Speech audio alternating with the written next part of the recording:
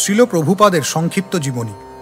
শ্রীল অভয় চরণাবিন্দ ভক্তি বেদান্ত স্বামী প্রভুপাদ 1896 সালে কলকাতায় আবির্ভূত হয়েছিলেন। তার পিতার নাম ছিল গৌরমোহন দে এবং মাতার নাম ছিল রজনী দেবী। 1922 সালে কলকাতায় তিনি তার গুরুদেব শ্রীল ভক্তিসিদ্ধান্ত সরস্বতী ঠাকুরের সাক্ষাৎ লাভ করেন। শ্রীল ভক্তিসিদ্ধান্ত সরস্বতী ঠাকুর ছিলেন ভক্তিমার্গের একজন বিদগ্ধ পণ্ডিত এবং 64টি গৌড়ীয় মঠের বৈদিক সংঘ প্রতিষ্ঠাতা। তিনি এই বুদ্ধিদীপ্ত, তেজস্বী ও শিক্ষিত যুবকটিকে বৈদিক জ্ঞান প্রচারের কাজে জীবন উৎসর্গ করতে উদ্বুদ্ধ করেন। শ্রীল প্রভুপাদ 11 বছর ধরে তার আনুগত্যে বৈদিক শিক্ষা গ্রহণ করেন এবং পরে 1933 সালে এলাহাবাদে তার কাছে দীক্ষাপ্রাপ্ত হন।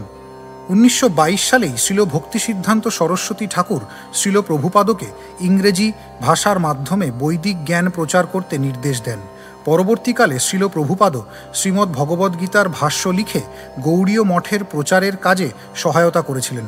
1944 সালে তিনি এককভাবে একটি ইংরেজি পাক্ষিক পত্রিকা প্রকাশ করতে শুরু করেন। এমনকি তিনি নিজ হাতে পত্রিকাটি বিতরণও করতেন। পত্রিকাটি এখনও সারা পৃথিবীতে তার শিষ্যবৃন্দ কর্তৃক মুদ্রিত ও প্রকাশিত হচ্ছে।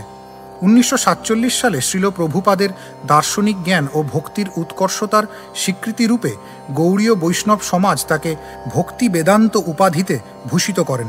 1950 সালে তার 54 বছর বয়সে শ্রীল প্রভুপাদ সংসার জীবন থেকে অবসর গ্রহণ করে 4 বছর পর বানপ্রস্থ আশ্রম গ্রহণ করেন এবং শাস্ত্র অধ্যয়ন, প্রচার ও গ্রন্থ রচনার কাজে মনোনিবেশ করেন। তিনি বৃন্দাবনে শ্রী শ্রী রাধা দামোদর মন্দিরে বসবাস করতে থাকেন এবং অতি সাধারণভাবে জীবনযাপন করতে শুরু করেন। 1959 সালে তিনি সন্ন্যাস গ্রহণ করেন। শ্রী শ্রী রাধা দামোদর মন্দিরেই শ্রীল প্রভুপাদের শ্রেষ্ঠ অবদানের সূত্রপাত হয়।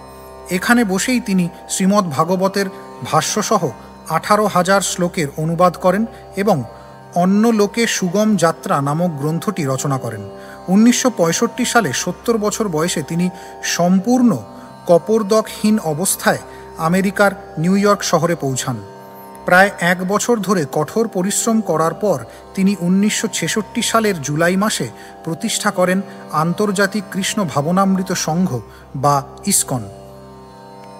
তার সযত্ন নির্দেশনায় 1 দশকের মধ্যে গড়ে ওঠে বিশ্বব্যাপী শতাধিক আশ্রম, বিদ্যালয়, মন্দির ও পল্লী আশ্রম। 1974 সালে শ্রীল প্রভুপাদ পশ্চিম ভার্জিনিয়ার পার্বত্য ভূমিতে গড়ে তোলেন নববৃন্দাবন, যা হল বৈদিক সমাজের প্রতীক। এই সফলতায় উদ্বুদ্ধ হয়ে তার শিষ্যবৃন্দ পরবর্তীকালে ইউরোপ ও আমেরিকায় আরও অনেক পল্লী আশ্রম গড়ে তোলেন। শ্রীল প্রভুপাদের অনবদ্য অবদান হচ্ছে তার গ্রন্থাবলী।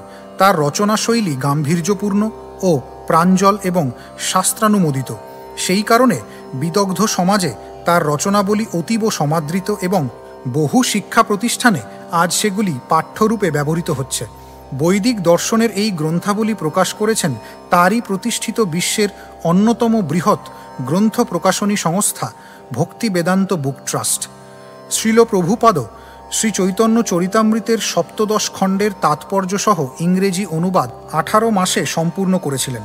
1972 সালে আমেরিকার ডালাসে গুরুকুল বিদ্যালয় প্রতিষ্ঠার মাধ্যমে শ্রীল প্রভুপাদ প্রাথমিক ও মাধ্যমিক স্তরে বৈদিক শিক্ষা ব্যবস্থার প্রচলন করেন। 1972 সালে মাত্র 3 জন ছাত্র নিয়ে এই গুরুকুলের সূত্রপাত হয় এবং আজ সারা পৃথিবীর 15টি গুরুকুল বিদ্যালয় ছাত্রের সংখ্যা প্রায় 1900। পশ্চিমবঙ্গের নদিয়া জেলার শ্রীধাম মায়াপুরে শ্রীল প্রভুপাদ সংস্থার মূল কেন্দ্রটি স্থাপন করেন 1972 সালে।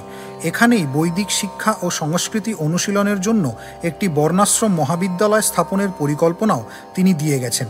শ্রীল প্রভুপাদের নির্দেশে বৈদিক ভাবধারার উপর প্রতিষ্ঠিত এই রকম আরও একটি আশ্রম গড়ে উঠেছে বৃন্দাবনের শ্রী শ্রী কৃষ্ণ বলরাম মন্দিরে, যেখানে আজ দেশ দেশান্তর থেকে আগত বহু পরমার্থী বৈদিক সংস্কৃতির অনুশীলন করছেন।